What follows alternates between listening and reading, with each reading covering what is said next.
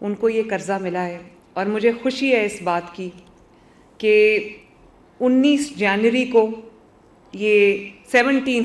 کو یہ programme launch ہوا تھا. 17 جنوری کو ہم نے اپلیکیشنز وغیرہ مانگی، اور آج کیا ڈیٹ ہے؟ 1 مہینے کے اندر اندر الحمدللہ ہم اپنے پہلے قرضے جو ہیں وہ دینے جا رہے ہیں. تو میرے پاس جو اپلیکیشنز آئی ہیں وہ 10 لاکھ کا، جو یہ 10 لاکھ سے 3 کروڑ روپے تک کے قرضے کی اسکیم ہے، جس میں 0 انٹرسٹ ہے، 1 پیسہ بھی سود کا ہم نہیں لے رہے. اور جو 10 لاکھ روپے ہے وہ کارڈ پہ آپ کو قرضہ دیا جا رہا ہے، اور اس کے لیے کوئی آپ سے لمبی چوڑی سوال نامہ آپ کو نہیں دیا گیا، کوئی لمبی چوڑی انفارمیشن آپ سے نہیں مانگی گئی.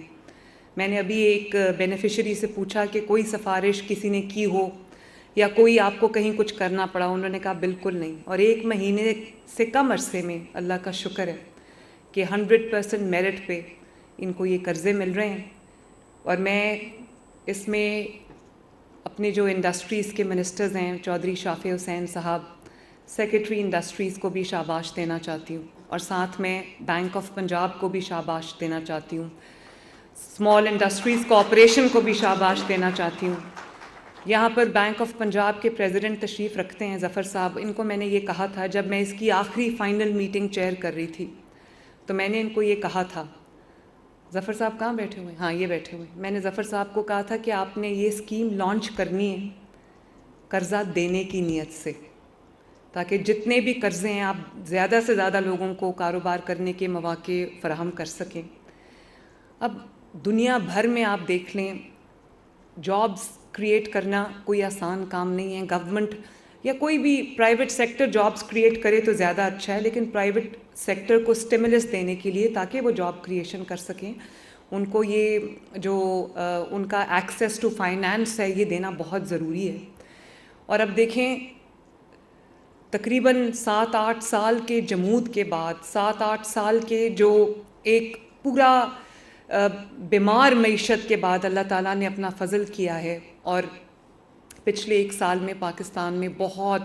اکانومی میں بھی امپروومنٹ آئی ہے، اور لوگوں کی معیار زندگی بھی بہتر ہو رہا ہے. کیونکہ جب مہنگائی کم ہوتی ہے تو لوگوں کی جو جیب ہے اس پہ بوجھ کم ہوتا ہے. تو مہنگائی جب ہم نے ٹیک اوور کیا تو 38% پہ مہنگائی تھی، اس وقت جو ہے وہ 4% سے نیچے ہے مہنگائی ماشاءاللہ. لیکن پھر بھی میں یہ سمجھتی ہوں کہ جو لوگوں کی تنخواہیں ہیں اس میں شاید ابھی بھی گزارا کرنا، حالانکہ آٹا پنجاب میں سستا ہے، تمام صوبوں سے آپ کمپیئر کر لیں، اللہ تعالیٰ کا فضل ہے. گندم کی قیمت ہر جگہ وہی ہے، لیکن پنجاب میں کیونکہ ہر وقت ہر روز میں اسی کوشش میں ہوتی ہوں کہ کم از کم جو آٹا ہے اور روٹی ہے غریب کے لیے وہ مہنگی نہ ہو. کیونکہ غریب جو ہے وہ اپنے بچوں کا پیٹ اگر پالتا ہے تو وہ روٹی کھاتے ہیں.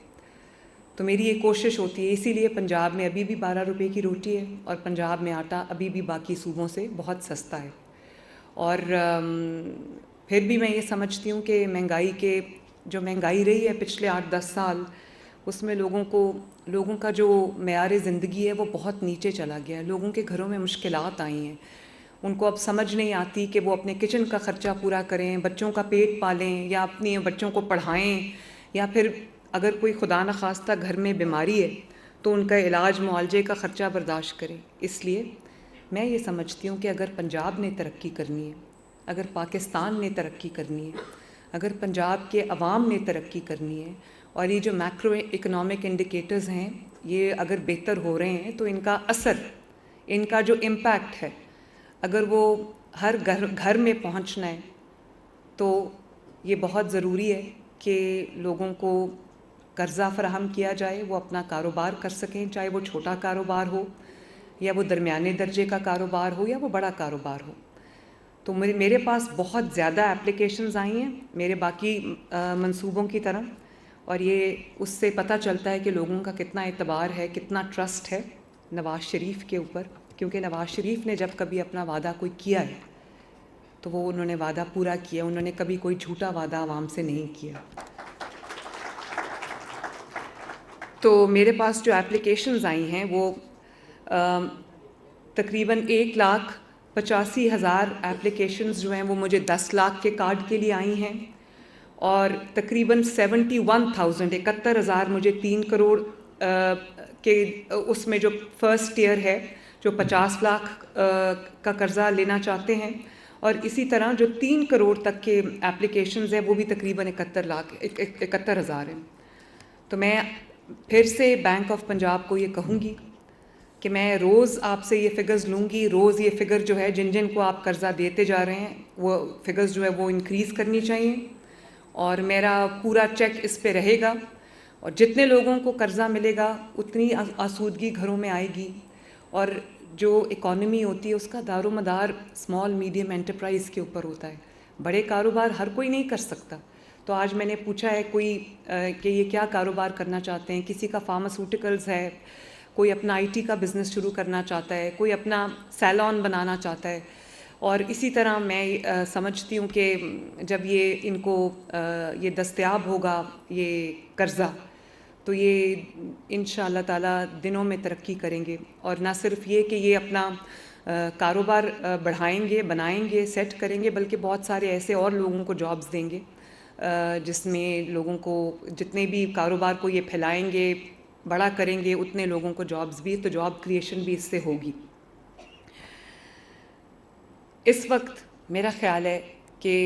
پاکستان ایک بالکل ٹیک آف پوزیشن پہ کھڑا ہے، میڈیا جو بھی کہتا رہے، اپوزیشن جو بھی کہتی رہے، سمجھ سب کو آ گئی ہے کہ پاکستان ٹیک آف پوزیشن پہ آ گیا اللہ تعالیٰ کے فضل سے، اور یہ P M L N government کا ہال مارک ہے۔ آپ دیکھو کتنی کالز آئی ہیں کہ باہر نکلو، گھیراؤ کرو، جلاؤ، ایسے کر دو، ویسے کر دو، ایک بندہ نہیں نکلا پنجاب سے، اور خیبر پختونخوا میں بھی جو لوگ نکلے ہیں وہ بھی سرکاری ملازم تھے، سب، کوئی بندہ نہیں نکلا۔ اس کی کیا وجہ ہے؟ ہمیں یہ بتایا جاتا ہے کہ بہت پاپولر ہے، بہت پاپولر ہے، تو پاپولیرٹی کا گیج کیا ہے؟ پاپولیرٹی کا گیج یہ ہے کہ ابھی سزا سنائی گئی ہے، اور بھی ہر جگہ ہر دفعہ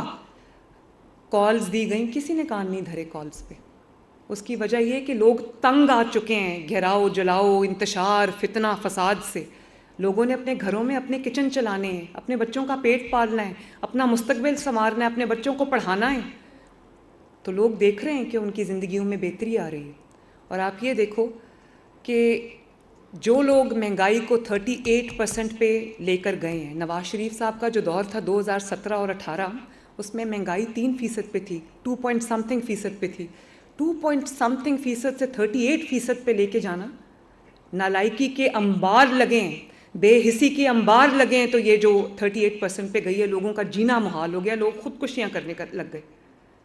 تو اب آپ یہ دیکھو کہ اپنی حکومت میں تھے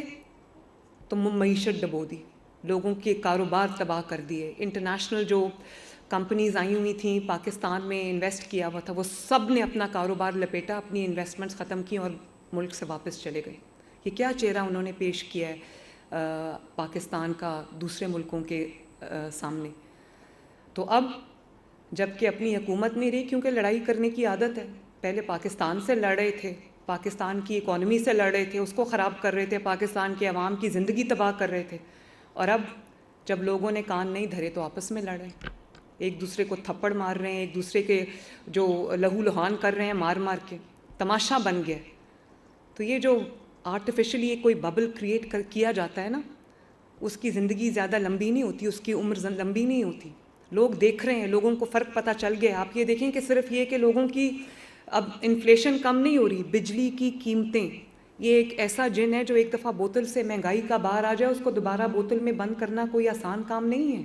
یہ امپاسبل ہے، نیکسٹ ٹو امپاسبل ہے۔ تو اللہ تعالیٰ کا آپ یہ شکر کریں کہ نہ صرف مہنگائی 38% سے 4% پہ آ گئی ہے، روٹی کی قیمت کم ہو گئی ہے، سبزیوں کی قیمت کم